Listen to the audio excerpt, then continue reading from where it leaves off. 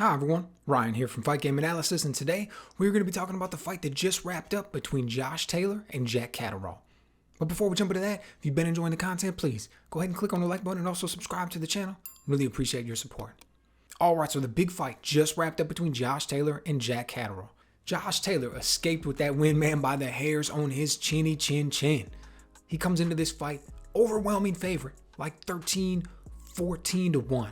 Everybody expected Jack Catterall to just get blown out the water, myself included. I watched a little bit of tape on this, didn't really take it all that seriously. Thought he was going to get the win. I just didn't see what Jack Catterall was going to be able to bring to the table to legitimately give Josh Taylor a challenge for those belts. You know, this was the homecoming. Josh Taylor was the unified champ. Comes out, he's got the impressive resume, particularly with coming away with the victory in his last fight over Ramirez. Drops him twice to get those belts.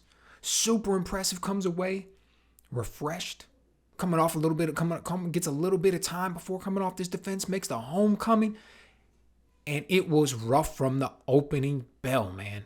I mean, right away in that first round, we saw Jack Catterall land that 1-2, just a really nice left hand.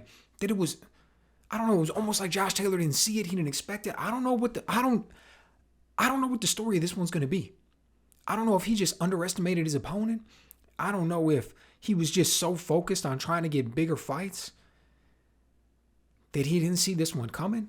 I don't know if Jack Catterall just came out with the absolute performance of his lifetime. He was super prepared. There was little things that he was doing in there that I didn't quite see in a way that he was able to disguise the way that left hand was coming. But man, he landed it early. He landed it often. That was really the story of the fight. He was able to land that jab and control the distance. He was able to land that big overhand left. You know, Josh Taylor made some adjustments. He came forward a lot. He was the aggressor. He landed some shots of his own.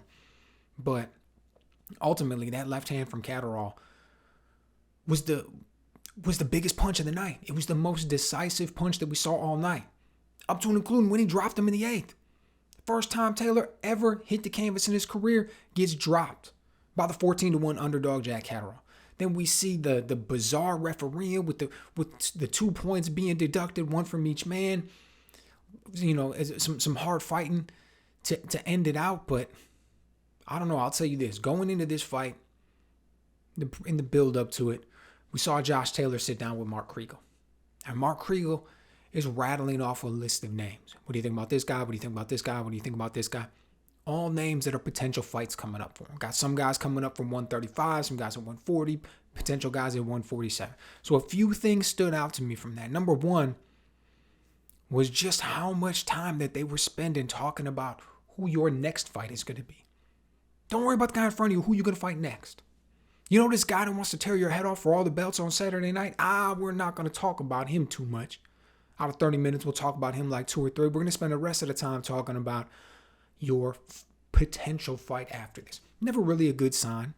Never really works out all that well. Tonight being another example of it. But that was the first thing that stood out. Second thing that stood out was the way that he clowned Gervonta Davis and Teofimo Lopez. Immediately dismisses Teofimo, says, I'm not going to fight that dude. You know, he's moving up to 140, don't care. He shouldn't be talking about my name. He's just clout chasing. Gervonta Davis says, yeah, he's a really good fighter, good champion, but he's too small. Just immediately dismisses both of those men. But you could see what was on his mind. He said it before. He said it again.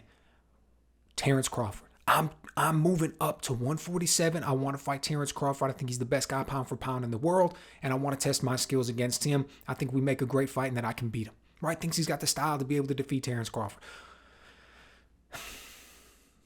I don't know, man. Bob Arum came out and said what you would expect Bob Arum to say.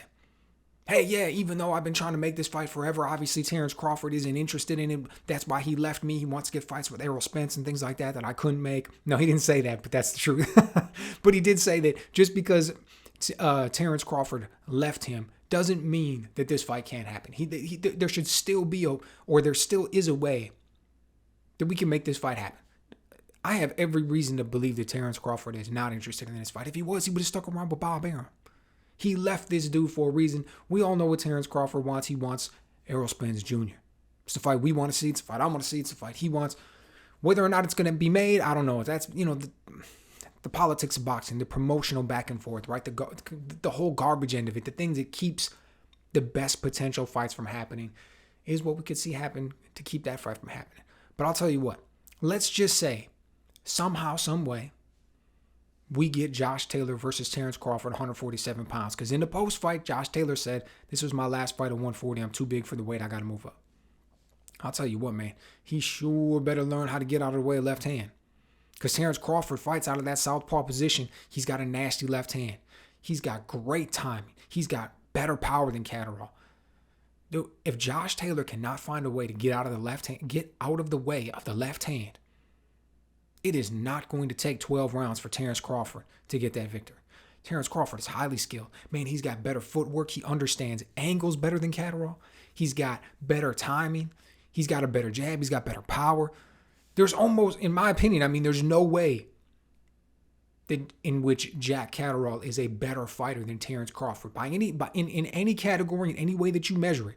And you look at all the success that Catterall had tonight with that left hand, and you think about what Terence Crawford would be able to do. So, good to get a win for Josh Taylor. Old saying in boxing, don't worry about looking good. Just worry today will look good. Next time, worry about getting the win today. That's exactly what he did. He found a way to get the win. Whether or not you thought there was a little bit of hometown cooking in there, whether or not you thought he deserved that victory or it should have went to Catterall, I guess that's up for debate. Almost every single fighter that you talk about has a very close or a controversial decision win in his background, up to and including the great Floyd Mayweather, right? There's a lot of people who dispute that first win that he got against Jose Castillo. There's a lot of people who dispute that. I'm not one of them, but it was just a really close fight. So that's always going to happen. That being said, now we can start to talk about what's next. I like Josh Taylor, man. He is a highly skilled fighter. I really want to see what's next. I hope that this was just a case of maybe a little bit of anxiousness, maybe a little bit of overlooking your opponent with the homecoming and all the belts and all the pressure and everything on the line. Everyone's talking about your next fight. Well, now you got that one out of the way, man. Put that baby to rest. Now you can focus on this big fight that you potentially want. If you can somehow, some way lure Terence Crawford into the ring. If you're in training camp every single day figuring out how to get out of those way of those left hands, should be a great fight. Otherwise, I just think it's going to be another victory for Terence Crawford. But maybe I'm looking at it wrong. Let me know what you guys think.